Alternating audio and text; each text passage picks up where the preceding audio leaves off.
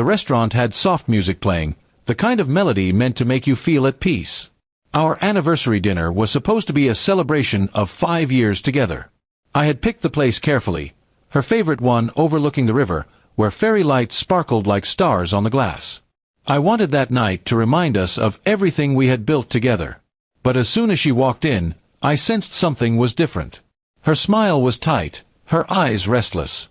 And then I noticed the man sitting 2 tables away, a colleague of hers from work, the one she often mentioned in passing.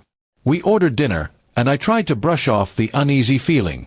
I told myself I was overthinking, that maybe coincidence had just played its part. But the tension was there, quiet and heavy. Halfway through the meal, she reached into her purse and pulled out a small brown envelope. "I didn't know when else to give you this," she said, her voice steady but distant. Inside were papers, not what I had expected at all. They weren't bills or letters, they were separation documents. My chest went hollow. "You're serious?" I asked, struggling to keep my voice even. She nodded once, avoiding my eyes. "I just need space, freedom. I'm not happy anymore," she whispered. Behind her, her colleague caught her glance and, to my disbelief, smiled faintly, almost as if he knew this moment was coming. I felt something twist inside me, not anger, but a deep, sinking realization that what we had wasn't the same anymore. I looked at her for a long moment before setting the papers aside. The waiter came by with our meals, unaware of the storm sitting between us. I thanked him quietly, then said to her, "You could have just talked to me. You didn't need to turn this into a performance." Her face softened slightly. "It's not that," she said. "I just thought you'd handle it better here.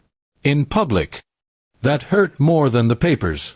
I realized she didn't trust me enough to share her truth honestly, so she'd chosen a safe stage for it, one with witnesses and lights. I didn't raise my voice.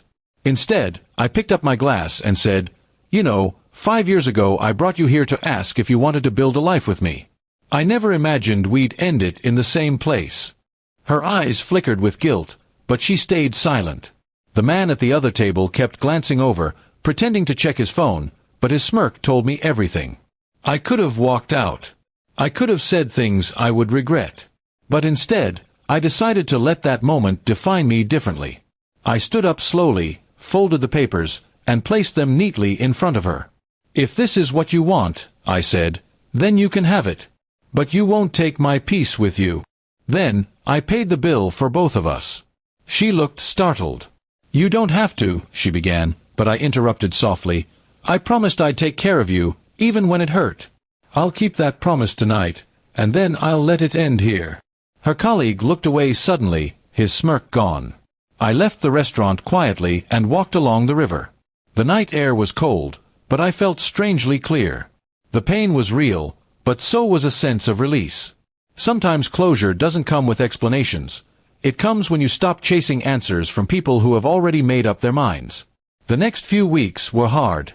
The apartment felt empty, and memories clung to every corner. But I threw myself into my work, spent time with friends I had lost touch with, and started running again every morning. Slowly, I began to see that losing her wasn't the end of something beautiful. It was the beginning of something honest. One evening, about 2 months later, she called.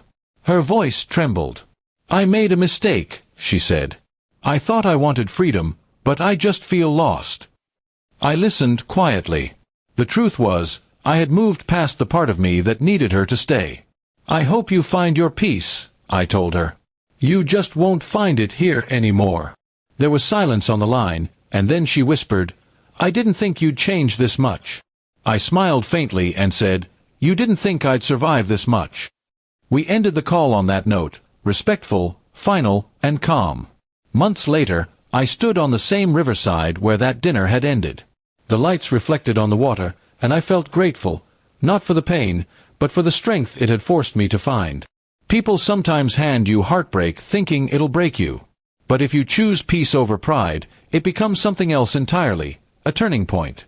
That night, as the wind brushed against my face, I realized I had learned the most important lesson of all. Love isn't proven by how tightly you hold on, but by how gracefully you let go when it's time.